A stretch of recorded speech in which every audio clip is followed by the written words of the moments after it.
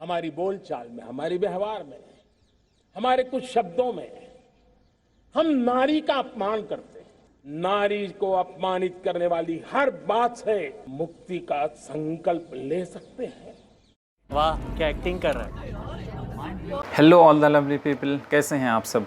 जैसा कि हमें उम्मीद थी, नरेंद्र मोदी जी 15 अगस्त के भाषण में बहुत लंबा और तेज़ जुमला फेंकने वाले हैं। ठीक वैसा ही हुआ। 88 मिनट तक वो बोलते रहे। सरकार के पास जनता को देने के लिए जब कुछ नहीं रहता, तब भाषणबाजी ही एक सहारा होता है। और भाषणबाजी में उन्होंने दूसरे सारे प्रधानमंत्रियों को पीछे छोड़ दिया। दूसरे प्रधानमंत्रियों के भाषण जहाँ 30 से 40 मिनट में ख़त्म हो जाता है, वहाँ मोदी जी के भाषण 80 से 90 मिनट तक चलता है। उन्होंने अपने भाषण में क्या कहा और क्या हकीकत है, आइए देखते हैं। हमारी बोलचाल में, हमारे व्यवहार में, हमारे कुछ शब्दों में हम नारी का अपमान करते हैं। क्या हम स्वभाव से, संस्कार से, रोजमर्रा की जिंदगी में नारी को अपमानित करने वाली हर बात से मुक्ति का संकल्प ले सकते हैं? वेल डन, तालियां होनी चाहिए यार हमारे लिए। मोदी जी के भाषण सुनने के बाद ऐसा लगता है मोदी जी जैसे महापुरुष दुनिया में है ही नहीं।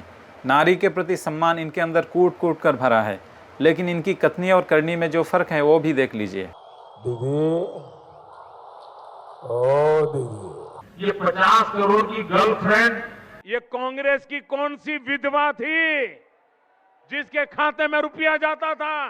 देखा आपने, मोदी जी नारी का कितना सम्मान करते हैं। ये तो कुछ भी नहीं।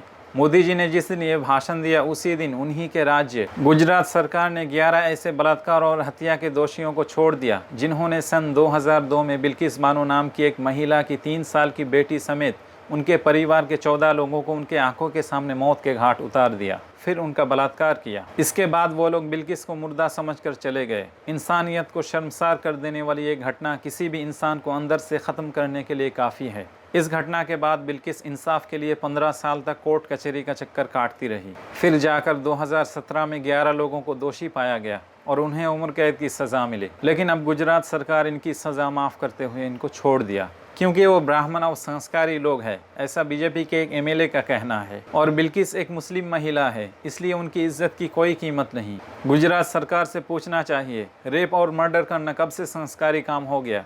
क्या बीजेपी और आरएसएस ऐसा ही संस्कार सिखाता है? ये मत सोचिए, जो कुछ हुआ मोदी जी वो सब नहीं जानते। मोदी जी को बहुत अच्छी तरह मालूम है वो क्या करने जा रहे हैं। अभी कुछ महीने बाद गुजरात में इलेक्शन होना है और बीजेपी इलेक्शन जीतने के लिए कुछ भी कर सकती है, किसी भी हद तक गिर सकती है।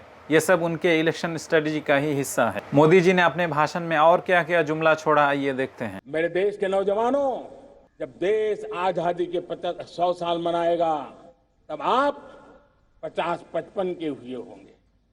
मतलब आपके जीवन का ये स्वर्णिम काल, आपकी उम्र के ये 25-30 साल भारत के सपनों को पूरा करने का काल है। हम सब पूरी ताकत से लगे आए। बड़ा संकल्प, मेरा देश विकसित देश होगा। 2014 से पहले मोदी जी गला फाड़ फाड़ कर चिल्लाते थे, भाइयों और बहनों, हमें 5 साल सेवा करने का मौका दीजिए, अगर काम पसंद नहीं आए तो लात मारकर बाहर निकाल देना। लेकिन सत्ता में आने के बाद उन्होंने बहुत चालाकी से अपना गोल पोस्ट बदल लिया और डेडलाइन 2022 तक बढ़ा लिया। अब 2022 में मोदी जी बोल रहे हैं, अच्छे दिन के लिए और 25 साल इंतजार करना पड़ेगा। मोदी जी के अंधभक्तों को अब समझ लेना चाहिए, उनके अच्छे दिन कभी नहीं आने वाले हैं। अच्छे दिन। जो लोग बीजेपी को वोट देते हैं, उनसे मेरा एक सवाल है, क्या आप लोगों को समझ में नहीं आता मोदी जी आपको क्या बना रहे हैं? अगर समझ में नहीं आता तो ये गाना सुन लीजिए, समझ में आ जाएगा। चुतिया बनाने वाले, क्या तेरे मन में समाई, पब्लिक को चुतिया बनाई। गजब बेइज्जती है। तो आज के लिए बस इतना ही, फिर मुलाकात होगी अगली वीडियो में। तब तक के लिए टेक केयर। अब मैं भी चलता हूँ, मुझे पब्लिक को चूतिया बनाना है। बाय।